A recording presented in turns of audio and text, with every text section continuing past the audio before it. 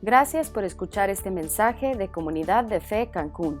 Si quieres saber más acerca de nuestra iglesia o donar a nuestros ministerios, ingresa a comunidaddefe.com.mx/donativos. Bien, la semana pasada iniciamos nuestro estudio del libro de Ruth en el Antiguo Testamento. Dejamos a Ruth y a Noemí justo después de regresar a Belén. Si recuerdan, Noemí había perdido a su esposo, a sus 2 hijos, llega devastada a Belén. De hecho, le dice a la gente: ya no me llamen Noemí, que significaba dulce, llámenme Mara, que significaba amarga. No, pues el Señor ya me amargó la vida, ¿okay? Pero va acompañada de su nuera, que es Ruth, quien también ha enfrentado tragedia, porque también su esposo, que es el hijo de Noemí, había fallecido, pero ella está determinada en refugiarse bajo las alas del Todopoderoso, quiere seguir al Dios de Israel, y entonces acompaña a Noemí hasta Belén, y terminamos ese capítulo con un rayo de esperanza, porque llegan justo al comienzo de la siega de la cebada. Miren, en este capítulo 2, que vamos a empezar en este momento, Ruth va a conocer por primera vez a Booz, que al final va a ser la persona que va a terminar redimiendo a la familia. No sé si les pasa a ustedes, a mí me encantaba escuchar la historia de cómo mis papás se conocieron, ¿no? De todas las cosas que tuvieron que pasar, las circunstancias extrañas, ¿no? Situaciones que se dieron para que se conocieran. De hecho, miren, esa historia nos la contaron tantas veces mis papás, que en las Navidades mis hijos y todos sus primos, que eran un montón, hacían cada Navidad una obra de teatro, ¿no? Que a veces la escribía mi cuñado, había veces que ellos la escribían, y un año hicieron la representación de cómo se conocieron mis papás. No saben, fue la Navidad más divertida, nos reímos, lloramos. O sea, son historias que por lo menos a nosotros nos encantaban, porque de alguna manera te ayudan a entender en dónde caes en el árbol genealógico de la familia. Fíjense, ese concepto debería de tomar mucho más importancia desde el punto de vista de que somos cristianos por 2 razones. Dice, porque nosotros sabemos que es Dios el que está entretejiendo todos los hilos de la historia para que vayan sucediendo las cosas de acuerdo a su plan, para que el plan de redención que empezó desde el inicio de los tiempos hasta el final de los tiempos se lleve a cabo. Pero eso significa que si tú estás aquí sentado el día de hoy como parte de su familia, es porque Él lo planeó para que estuvieras aquí. Él movió los hilos necesarios para que hoy estuvieras sentado en esta sala. ¿Okay? Y también, fíjense, es muy importante porque nosotros ahora sabemos que nuestra historia va más allá de las generaciones que alcanzamos a ver, ¿no? O sea, normalmente la gente puede ver hacia atrás 2 o 3 generaciones. ¿Sabes quiénes fueron tus abuelos? A lo mejor tus bisabuelos y a lo mejor un tatarabuelo. Poca gente sabe más de eso. Pero si tú estás sentado en esta sala y has entregado tu corazón a Cristo, significa que tú eres parte de una historia mucho mayor que empezó en el jardín del Edén, en el momento en que Dios hizo una promesa de que iba a venir un niño, ¿verdad?, que iba a redimir a su pueblo, ¿verdad? Entonces, esa historia, esos son nuestros padres originales. Llegamos hasta el nacimiento de Jesucristo, ¿verdad? Y luego todo lo que pasa después de ahí fueron hilos que Dios fue moviendo para que tú estuvieras como parte de su plan aquí sentado.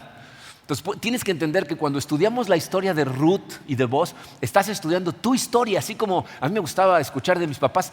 Estás escuchando de tus padres espirituales, que fueron Ruth y Booz. Yo creo que estudiaríamos la Biblia de forma diferente si lo viéramos desde este punto de vista. Que todo lo que sucedió en este libro y en este capítulo en particular que vamos a estudiar, el hecho de que Booz y Ruth se conocieran, Dios lo planeó por amor a ti.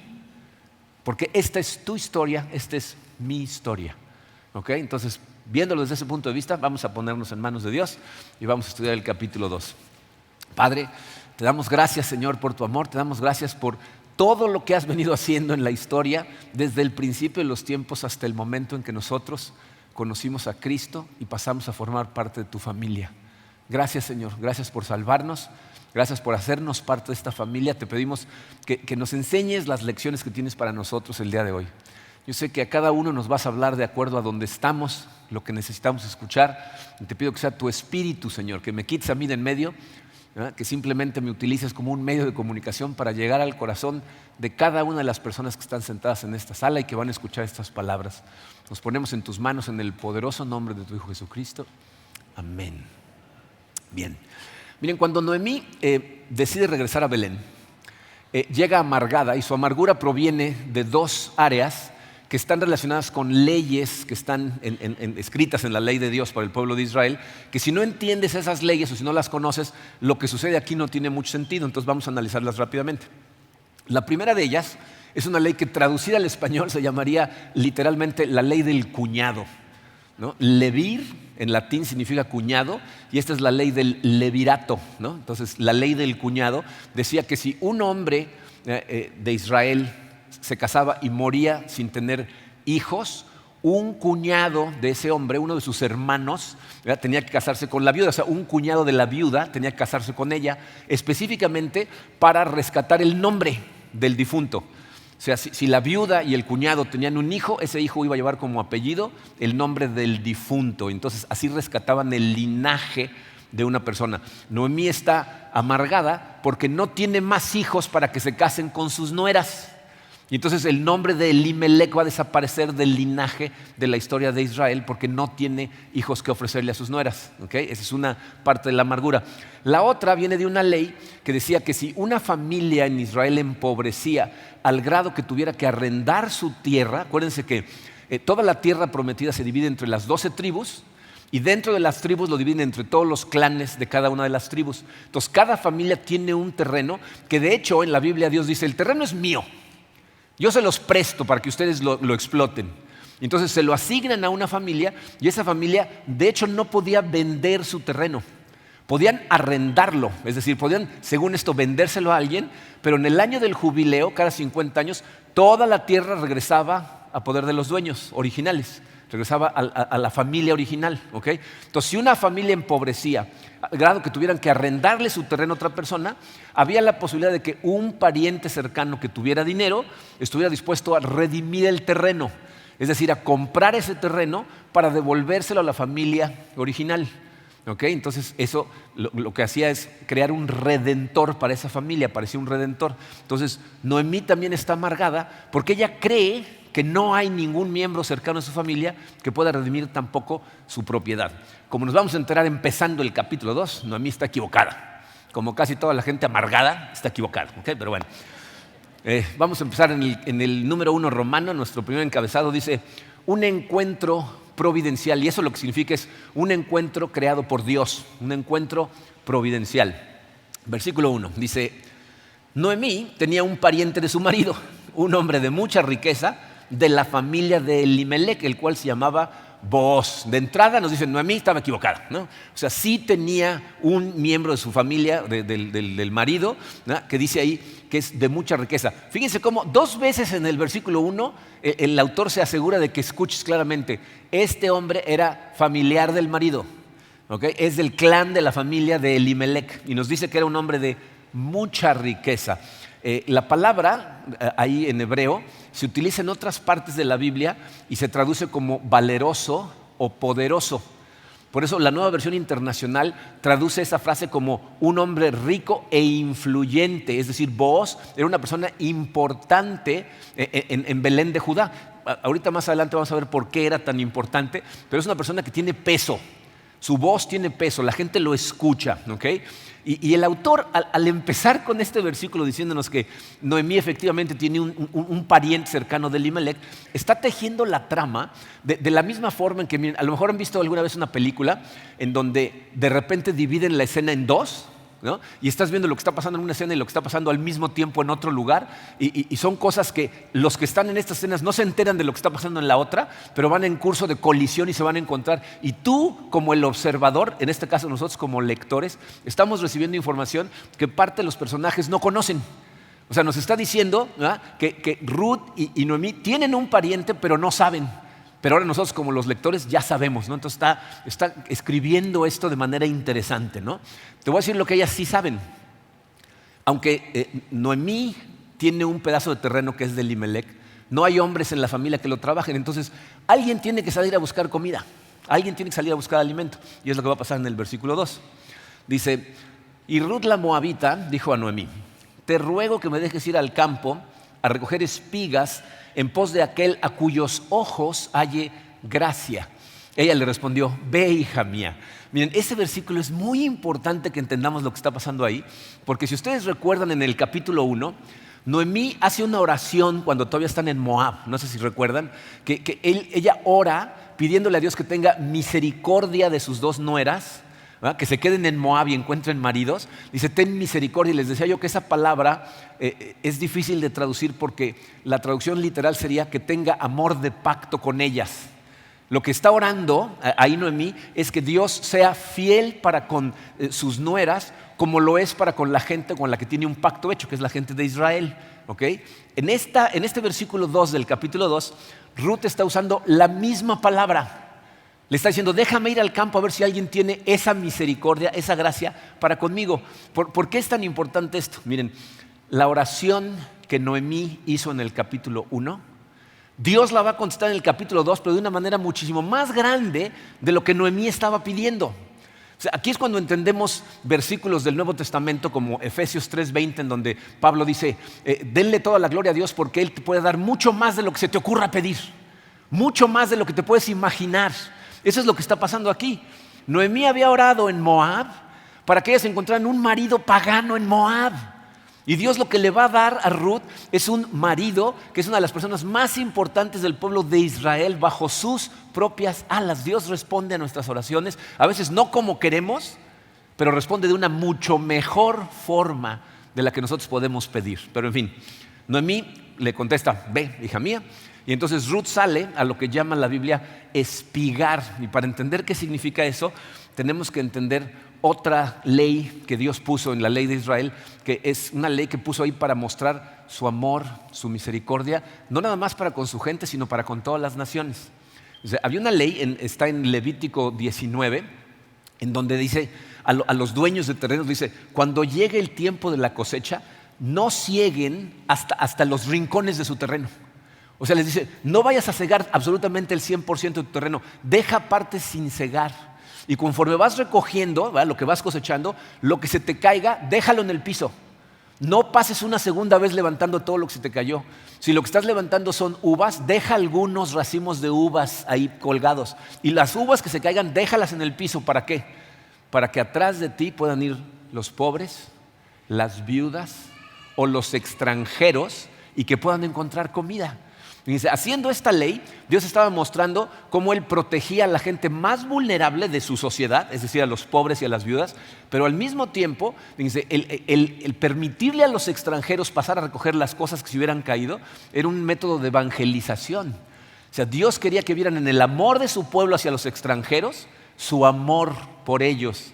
Y entonces les dice, no levantes absolutamente todo. Entonces eso es lo que llamaban ellos espigar. Ir y levantar las espigas que se le caían a los segadores. Ahora, ¿se acuerdan en qué época sucede el libro de Ruth? En la época de jueces. O sea, es el momento en donde la gente de Israel menos sigue las leyes. Es cuando esta gente se porta de una manera como si no tuvieran un Dios y entonces hacen unas atrocidades espantosas. En otras palabras, Ruth se la está jugando. Porque va a salir a espigar a campos en donde la gente la puede encontrar y violarla, matarla, o sea, no sabemos, ¿no? ¿Ya? Pero Ruth, afortunadamente, tiene su fe puesta en el Dios de Israel y no en los israelitas. Entonces, con esa fe, sale a buscar comida. Versículo 3, dice, partió pues y espigó en el campo en pos de los segadores. Y fue a la parte del campo que pertenecía a Booz, que era de la familia de Elimelec. Por si no lo habías oído, claro, otra vez nos lo repite, ¿no? Booz es de la familia de Elimelec. Miren, en esa época y creo que hasta la fecha en Palestina, los campos no están enrejados y no tienen letreros. De hecho, escuché recientemente a un pastor que su padre venía de Palestina, que le platicaba que en los campos en Palestina tú te podías meter a cualquier campo y comer del fruto de los árboles. No podías sacar nada del campo. Pero si tenías hambre podías entrar y comer hasta saciarte. Es una forma de ayudarle a la gente que tiene hambre. Entonces, los campos no tienen letreros, no están enrejados. Entonces, Ruth no sabe a dónde está entrando. Seguramente hizo una oración, escogió un campo, pidió permiso para espigar y se puso a espigar.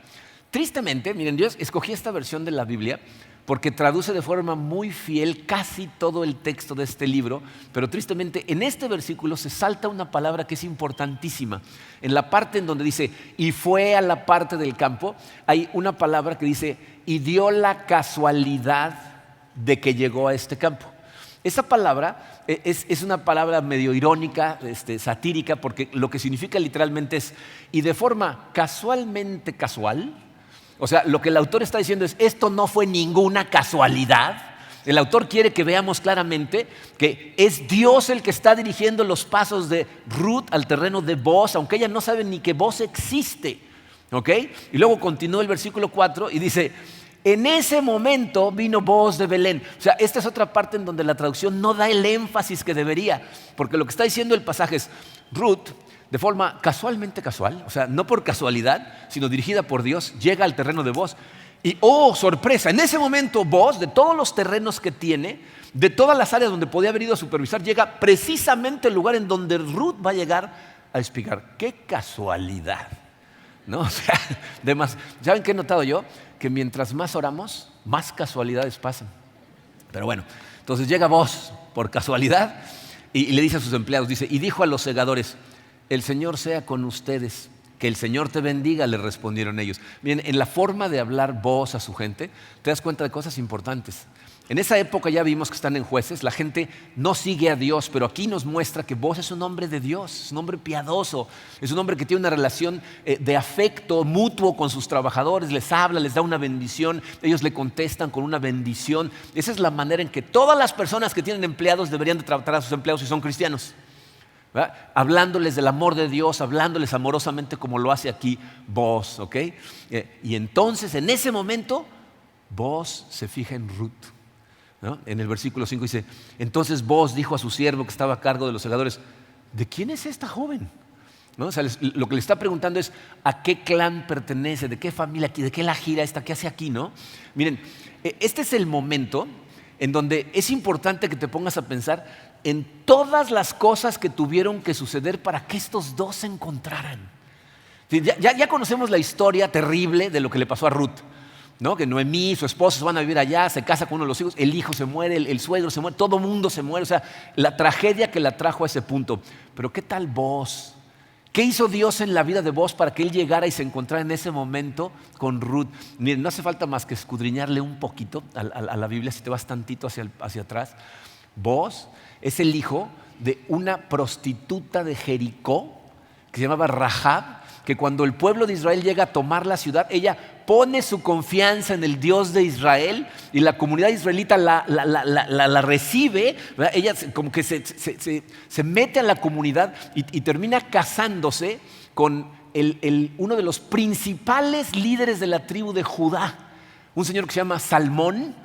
Tiene nombre de pescado, así se llamaba Salmón, ¿no? Y se casa con este hombre que es muy poderoso, que es uno de los líderes principales de Judá, y ellos tienen a un hijo al que le ponen Booz y al que evidentemente educan correctamente bajo la luz de la Biblia, porque este señor se comporta como un hombre de Dios. Entonces ven de nuevo cómo Dios está moviendo los hilos de una manera increíble, por un lado trayendo a Ruth en medio de todas las tragedias que ella enfrenta. Trae a Booz con todo lo que conllevó la entrada de su madre a la comunidad y su matrimonio y cómo lo educaron. Y aquí en este momento, casualmente casual, se conocen.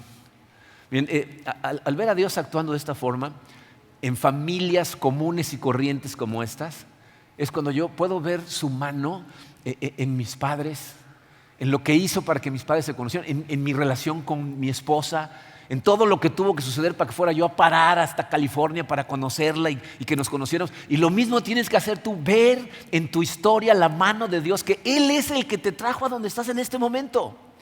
¿Ok? Entonces eso es lo que vemos aquí.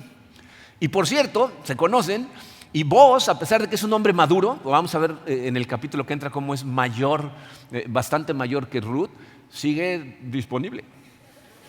¿No? O sea, no sabemos si enviudó, no nos dice la Biblia si nunca se había casado. La cosa es que el individuo está disponible, ¿no? Entonces, Ruth llega de forma casualmente casual al campo de Booz.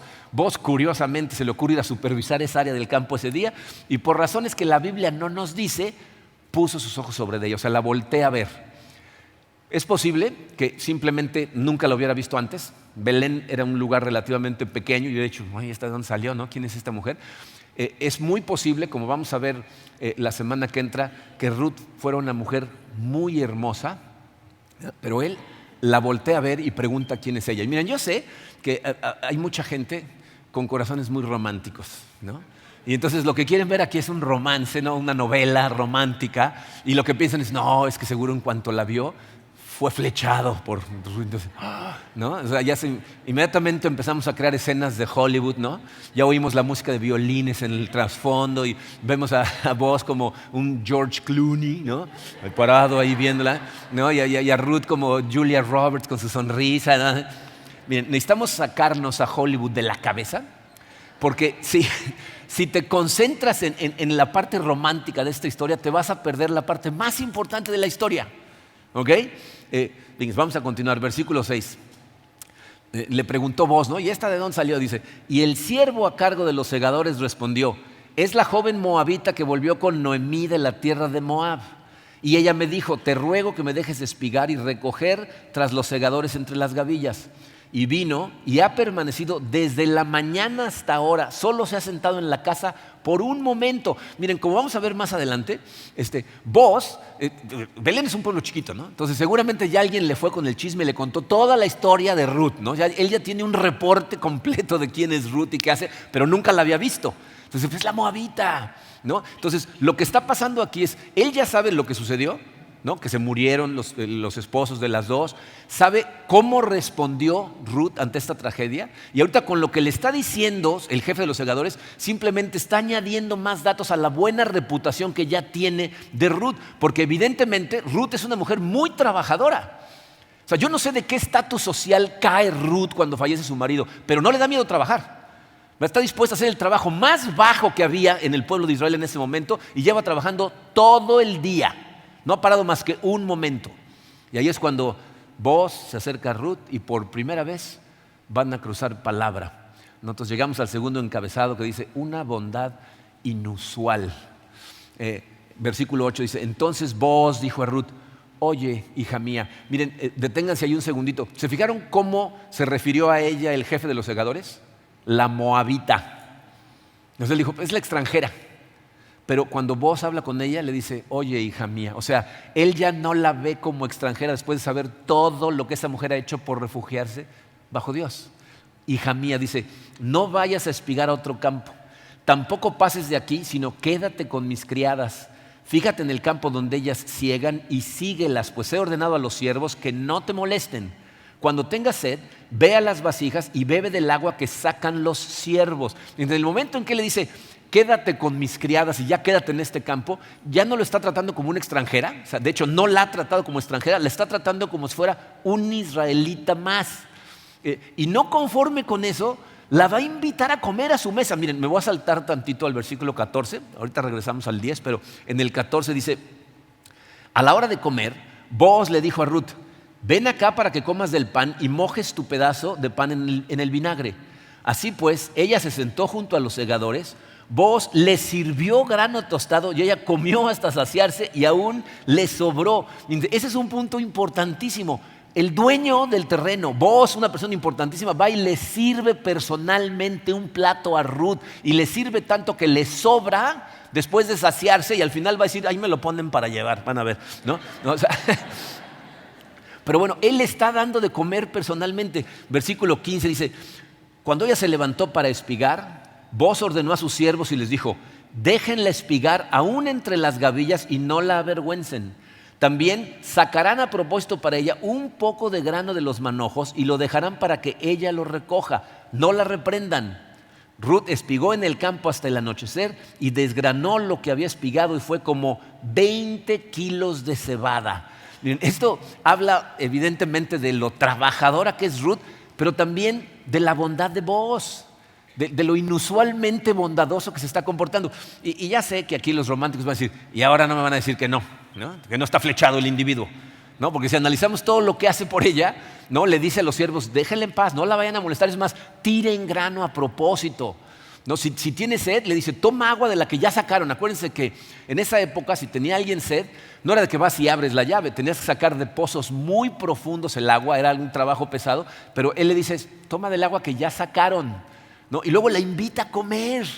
Entonces, ¿será que está flechado el individuo? Miren, puede ser que el autor quiere que leamos nosotros entre líneas que algo efectivamente está pasando en el corazón de Booz hacia Ruth. Sin embargo, fíjate, antes de empezar a sacar conclusiones románticas, quiero que vean en detalle el intercambio que se da entre Ruth y Booz cuando ella va a cuestionar su comportamiento bondadoso. En los versículos 8 y 9, Booz le dijo: quédate en mis campos a espigar. Y fíjense lo que pasa en el versículo 10, regresamos ahora sí al 10, dice: ella bajó su rostro, se postró en tierra y le dijo: ¿por qué he hallado gracia ante sus ojos para que se fije en mí, siendo yo extranjera? Miren, estas son cosas que a lo mejor nosotros, como no somos parte de esa cultura, no lo vemos de la misma manera. Nos imaginamos a Ruth como una mujer guapa, trabajando, y que es normal que Booz le hable de esa manera. Pero fíjense, Ruth es una viuda, pobre y extranjera, es decir, está en la parte más baja de la escala social de la sociedad de Israel. Ese es el tipo de gente que los demás miembros de la comunidad ni siquiera la verían. Es como transparente porque está en la parte más baja de la escala social. Por eso Ruth le dice: ¿por qué me estás tratando tan bien siendo quien soy? Ella está súper consciente de que no tiene en esa sociedad, no tiene ningún derecho. De hecho, estoy seguro que Ruth sabía que cuando salió a espigar se la estaba jugando, que podía haberle pasado cualquier cosa en uno de esos campos, porque no era más que una moabita a la que no iban a respetar. Por eso ella reacciona con asombro, con gratitud, con humildad, porque ella sabe que no se lo merece, no en esa sociedad. Fíjense en las palabras que dice Ruth en el versículo 13. Dice: entonces ella dijo: Señor mío, he hallado gracia ante sus ojos, porque me ha consolado y en verdad ha hablado con bondad a su sierva, aunque yo no soy ni como una de sus criadas. O sea, Ruth se considera a sí misma por abajo del nivel más bajo que tienen en esa sociedad, que son las criadas que están ahí segando. Y miren, la realidad es que Ruth está mostrando ahí una humildad y una gratitud hacia el comportamiento amable de Booz, que tristemente es muy raro en nuestra época. ¿Saben qué pasa? Que vivimos ahora en una sociedad en donde la gente, por alguna extraña razón, pensamos que nos merecemos cosas. Nos la pasamos peleando por nuestros derechos, cosas que estamos convencidos que la gente nos tiene que tratar de cierta manera. ¿No? Aquí la actitud de Ruth es la actitud que debería de causarse en el corazón por gracia de todas las personas que se llaman a sí mismos cristianos. Ruth, de hecho, está exhibiendo lo que Pedro, si leen la primera carta de Pedro por ahí del capítulo 3, Pedro dice que la verdadera belleza, el verdadero adorno de una mujer cristiana debería ser no cómo se arregla, no cómo se peina, no cómo se viste, que aquí no somos legalistas porque hay lugares en donde te van a decir: por lo tanto, ya nadie se maquille, ya nadie se peine, por favor, no hagan eso, ¿ok? Lo que está diciendo aquí Pedro, en esa carta está diciendo: tu belleza no debería de depender de cómo te ves, sino del tipo de persona que eres. Tu belleza debe de provenir de tu carácter, de un carácter amable, de un carácter sereno, de un carácter apacible, no de un carácter que se la pasa todo el tiempo quejándose y demandando sus derechos. La belleza de carácter es lo que debería de caracterizar a todos los cristianos, hombres y mujeres. De hecho, déjenme hacerles una pregunta. ¿Cómo respondes normalmente ante las muestras de amabilidad y bondad de la gente a tu alrededor? ¿Las das por hechas? O sea, ¿las das por sentados? Como que pues, evidentemente así me tienen que tratar. ¿Les ha pasado que, hombre o mujer, le abres la puerta a alguien, le das el paso a alguien y levantan la nariz y cortan plaza? ¿No? Ni siquiera te voltean a ver, ¿no? O sea, así respondes ante la amabilidad de la gente, como dando por... Aunque no lo digas, Si en tu corazón tú dices: sí, así me tiene que tratar la gente, tienes un corazón orgulloso. O los recibes con gratitud, ¿no? Con humildad, incluso con asombro. ¿Saben cuál es la realidad? El orgullo y la gratitud están tan separados como el cielo del infierno. Una persona orgullosa nunca es agradecida. Claro, lo merezco. Una persona agradecida nunca es orgullosa, porque no piensa que merece nada. O sea, ¿por qué merecemos? Cuando la gente dice, la sociedad ahora nos vende esa idea, ¿no? Tú lo vales, tú lo mereces. ¿Ah, sí? ¿Por qué? ¿En qué momento? O sea, ¿me lo gané o qué? ¿No? Y ese es el comportamiento que está mostrando aquí Ruth. Está diciendo: no entiendo, ¿por qué la bondad? Pero lo más sorprendente de todo es la respuesta de Booz. Aquí está la clave de todo. Fíjense, versículo 11. Booz le respondió: todo lo que has hecho por tu suegra después de la muerte de tu esposo me ha sido informado en detalle. Y cómo dejaste a tu padre, a tu madre y tu tierra natal y viniste a un pueblo que antes no conocías. Que el Señor recompense tu obra y que tu pago sea completo de parte del Señor, Dios de Israel, bajo cuyas alas has venido a refugiarte. Miren, aquí está la clave. De alguna manera, Boaz ya se enteró de toda la historia de Ruth, ¿no? Yo no sé si tenía espías o qué, pero sabe todo lo que ha pasado, incluyendo el hecho de que Ruth ha puesto su confianza en el Dios de Israel. Entonces, ahora Boaz lo que está diciendo ahí es que él se ve a sí mismo como un instrumento de Dios que es fiel a su pacto para con una moabita que ha decidido ponerse bajo sus alas. O sea, la bondad de Boaz no es más que el reflejo de la bondad de Dios. Por eso fíjense cómo Boaz no dice, y por eso te voy a seguir tratando bien. No, él le pide a Dios que recompense su obra, que él siga completando lo que ya está haciendo como bendición para su vida. Ahora, aquí quiero hacer un pequeño paréntesis, porque hay gente que se confunde con el lenguaje que utilizaron aquí. Se habla de pago, de recompensas. ¿Significa que Ruth se ganó el favor de Dios con sus obras? O sea, ¿Dios está ahora en deuda con Ruth porque se portó bien? Evidentemente no, porque no es como nos ganamos el favor de Dios. Miren, como dice John Piper, la imagen que se nos presenta aquí no es la de una mujer, ¿verdad?, que llega a cobrar el salario que se ganó trabajando. La imagen que nos pintan aquí es la imagen de un aguilucho amenazado que se va a refugiar bajo las alas del águila, ¿verdad?, de su padre. ¿Okay? El punto aquí no es que Ruth haya ganado el favor de Dios, sino que Dios en su palabra promete bendecir a todo el que vaya a refugiarse bajo sus alas, y Dios es fiel a su palabra. Lo que Dios promete lo cumple. Dios ha comprometido su propio honor en hacerle bien a aquellos que se refugien bajo sus alas. Vamos a leer en la pantalla, porque no está en su programa, el Salmo 57, versículo 1. Fíjense lo que dice el salmista. Ten misericordia de mí, oh Dios, ten misericordia de mí. ¿Por qué? Porque en ti ha confiado mi alma. En la sombra de tus alas me ampararé hasta que pasen las calamidades. O sea, este salmista tiene la confianza de saber que Dios va a tener misericordia con él, no porque trata de ganársela, sino porque él ha decidido confiar en él. O sea, Dios no le da su misericordia a la gente que trata de ganarla con obras, sino a aquellos que esperan confiados en lo que Dios puede hacer por nosotros.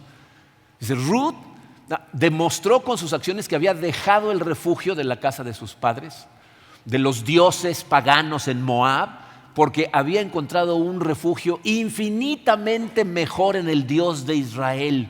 Y por eso Boaz se ve a sí mismo, no como el gran benefactor. Ahí Boaz no está diciendo, no te preocupes, ahí hay más grano, denle. No. Él se ve como el instrumento de Dios para mostrarle a Ruth lo que el Dios de Israel hace con todos aquellos que se refugian en él, vengan de donde vengan. Eso es lo que nos está enseñando ahí Boaz. Pero esa bondad de Boaz, ¿verdad?, que viene de Dios hacia Ruth, no nada más va a cambiar la historia del mundo y la vida de Ruth, va a impactar profundamente el corazón de Noemí. Fíjense, el número 3 en su programa dice, la teología de Noemí refinada. ¿De qué estamos hablando? Si recuerdan, la semana pasada dijimos que Noemí tenía una teología incompleta, ¿se acuerdan? Tenía una teología basada en la desesperación. Veía la soberanía de Dios, pero decía, sí, nada más me está afligiendo. Ahora vamos a ver cómo su teología va a empezar a refinarse, va a empezar a ver las cosas completas.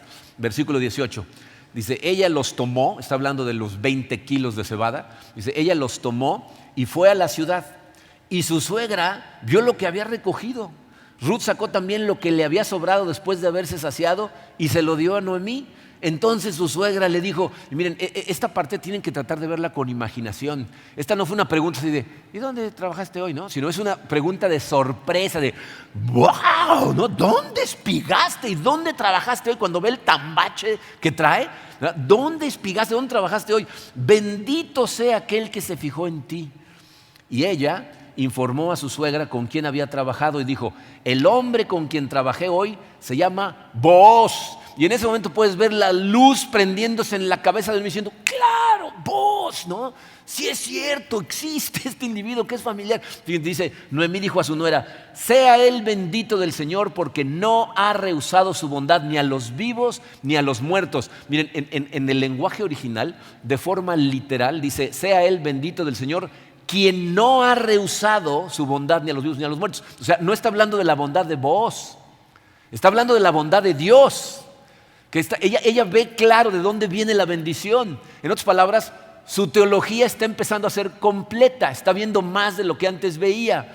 Y le dijo también a Noemí, el hombre es nuestro pariente, es uno de nuestros parientes más cercanos. O sea, Noemí le está diciendo a Ruth, este nos puede sacar de todas las broncas, este es el que nos puede redimir, ¿no? O sea, es un pariente de mi marido, él puede sacarnos de todo esto. Entonces, evidentemente, Noemí está celebrando la bondad de Dios, que se está manifestando a través de Booz, pero también está celebrando el hecho de que para ella es claro que fue Dios el que guió los pasos de Ruth para que llegara a espigar al campo de una persona que al final podía convertirse en el redentor de la familia. Fíjense, ¿por qué digo que era incompleta y ahora es más completa o refinada? Noemí siempre tuvo clara la soberanía de Dios, ¿recuerdan eso? O sea, ella sabe quién está en control, ella sabe quién orquestó todo. De hecho, al final del capítulo 1 veíamos cómo se quejaba con las mujeres y les decía, Dios me ha afligido. Ella sabe que viene de Dios. E incluso, fíjense, iniciando el capítulo 2, vemos cómo ella ni siquiera se está poniendo en manos de Dios para nada. Cuando Ruth le dice, voy a ir a espigar, le dice, anda, ve, hija mía, ni una oración, ni un que Dios te cuide. ¿No? Sabe que se la va a jugar y no le dice nada. Pero de repente regresa con toda la comida y le dice, conocí a un tal Booz, y de pronto todo cambia. O sea, Noemí de repente pasa de la desesperación a la esperanza, ¿no? Le empiezan a brillar los ojos, de la queja a la gratitud. Bendito sea el Dios, ¿no? O sea, ¿qué cambió? Noemí está empezando a ver algo que antes no veía. O sea, ella veía la soberanía de Dios. Está consciente de que Dios tiene control de todas las cosas. Lo que no veía era la bondad de Dios. Dios está en control. Él dirige todos los hilos y hay veces que las circunstancias no nos gustan, pero también es un Dios bueno, amoroso, que quiere lo mejor para su gente, ¿no? Que podemos seguir confiando en Él aunque las circunstancias que nos rodean sean oscuras. Y es en ese momento que la amargura de Noemí está convirtiéndose en alabanza. Las circunstancias que pasaron no han cambiado, simplemente está empezando a ver la bondad de Dios. Y aunque ella todavía no puede ver el final de la historia, Noemí está empezando a sospechar que Booz puede que tenga un interés en Ruth, aunque no haya dicho nada todavía. Vamos a ver los últimos versículos. Dice, entonces Ruth la moabita dijo, además él me dijo, debes estar cerca de mis siervos hasta que hayan terminado toda mi cosecha.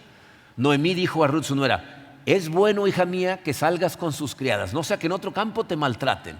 Y Ruth se quedó cerca de las criadas de Booz, espigando hasta que se acabó la cosecha de cebada y de trigo, que dura más o menos 3 meses, ¿no? Dice, él me dijo que fuera todos los días. Hazle caso, mijita, sigue su consejo, ¿no? O sea, yo creo que Noemí tenía la esperanza de que si Ruth iba todos los días durante 3 meses al mismo campo, en algún momento Booz iba a acercar y le iba a decir, ¿qué? ¿Te acompaño al pan? ¿No? O sea, ¿no? O sea, iba a empezar a tirarle alguna onda, ¿no? Casi me puedo imaginar a Noemí interrogando a Ruth todas las noches cuando llegaba de trabajar. ¿Y cómo te fue hoy? ¿No? ¿No te encontraste de casualidad con Booz? ¿No te dijo nada, no? Pero terminan los 3 meses de cosecha y no pasa nada. O sea, Booz no le dice absolutamente nada. Por eso el capítulo termina con estas simples palabras. Dice, y ella vivía con su suegra. O sea, ella seguía viviendo ahí como si nada.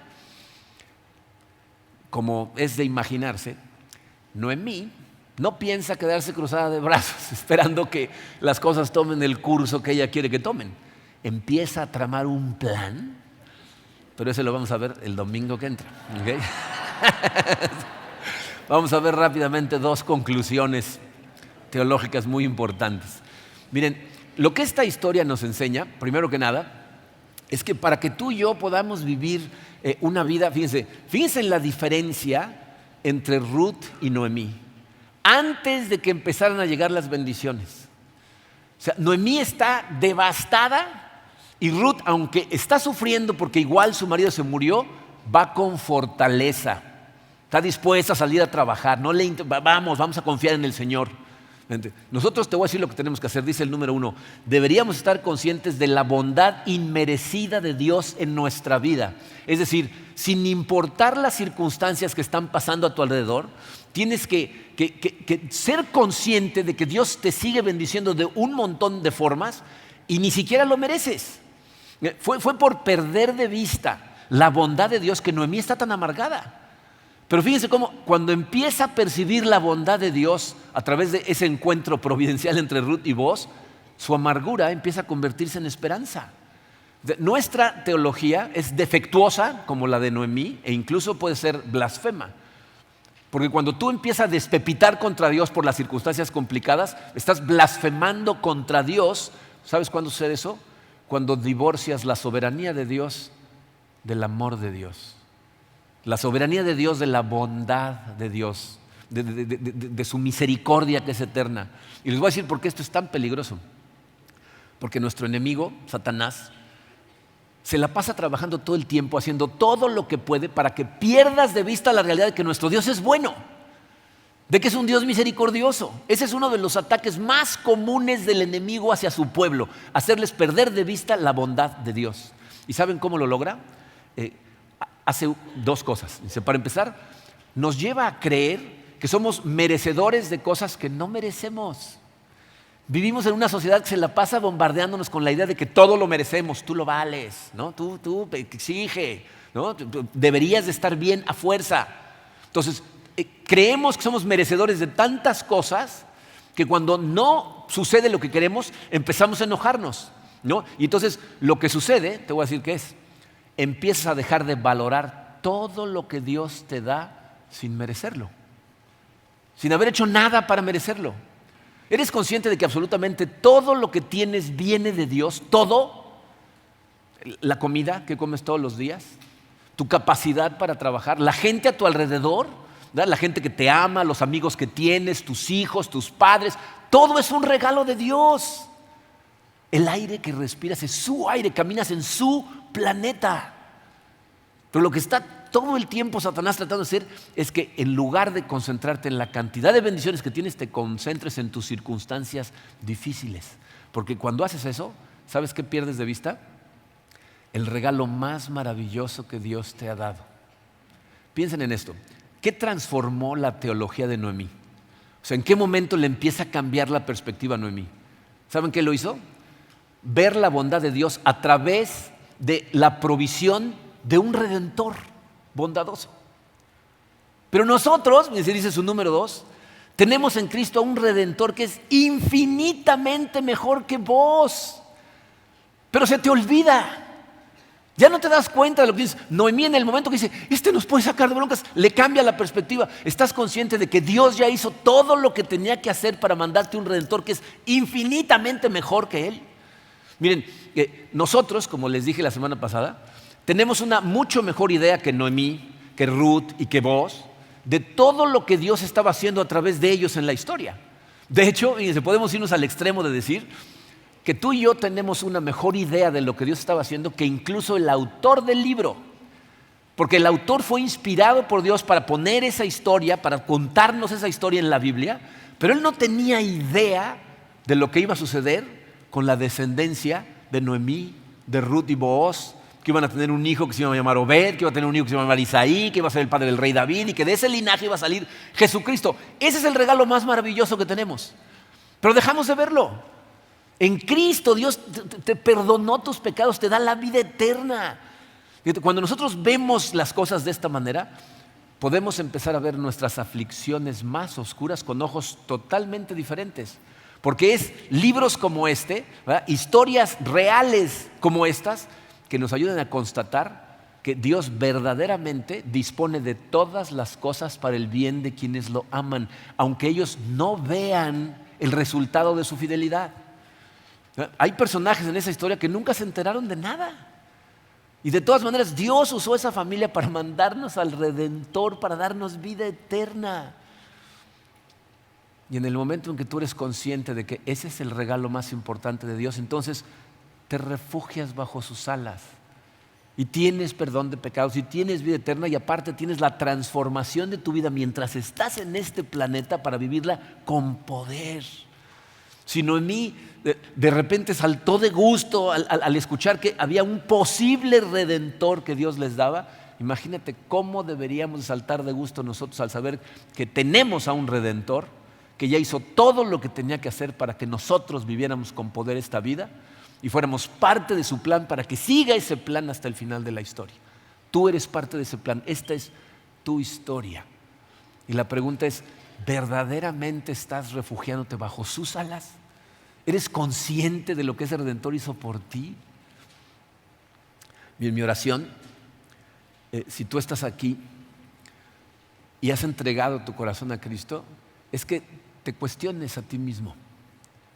¿Verdaderamente estás refugiado bajo sus alas? ¿Está puesta tu confianza, tu seguridad en Él? ¿O simplemente traes un letrero que dice cristiano, pero en realidad estás más preocupado tú por resolver tus problemas que confiar en Dios? Y dice, aquí nos muestra claramente Ruth como un cristiano confía en Dios, no se sienta que llegue el arcángel San Gabriel con comida, ¿verdad? Sale a trabajar, pero sale a trabajar confiando en Dios, confiando en su providencia, confiando en que ella va a actuar y Dios va a actuar con ella. Pero si estás aquí y no conoces a Dios, no has entregado tu corazón a Cristo, mi oración para ti es que no te vayas de aquí sin acercarte a Él y pedirle que te prenda la luz. Porque una persona que vive sin Cristo en su corazón es una persona sin esperanza. ¿Estás consciente de que tu esperanza está puesta en ti? ¿En tu propia fortaleza? Cuando tenemos a un Dios todopoderoso que está esperando que te pongas bajo sus alas para mostrarte lo que hace con la gente que confía en Él. Confía en Él. Eso es lo que aprendemos de este capítulo. La semana que entra vamos a ver los maquiavélicos planes de Noemí. Vamos a orar. Padre Santo, Señor, te damos tantas gracias por haber dejado este libro escrito para nosotros. Gracias por la cantidad de lecciones que nos das en tan pocas palabras. Te pido por todos nosotros, Señor. Te pido por aquellos que te conocemos. Te doy gracias por aquellos que confían tanto en ti, que nos irradian de su luz y de su seguridad y su confianza. Gracias por ellos, Señor. Te pido por las personas que aún habiendo puesto su confianza en ti, constantemente se les olvida que tú eres la fuente de fortaleza y de luz para seguir el camino y pues confiamos más en nosotros que en ti, Señor. Ayúdanos a no hacer eso. Te pido, Señor, que tu Santo Espíritu trabaje fuertemente en nosotros para llevarnos en la dirección correcta. Y especialmente, Señor, te pido por todas las personas que escuchen estas palabras y que el día de hoy no te conocen. Ten misericordia de cada uno de ellos, Señor. Ten ese gesed al que te refieres en tu palabra. Toca sus corazones, prende la luz, Señor.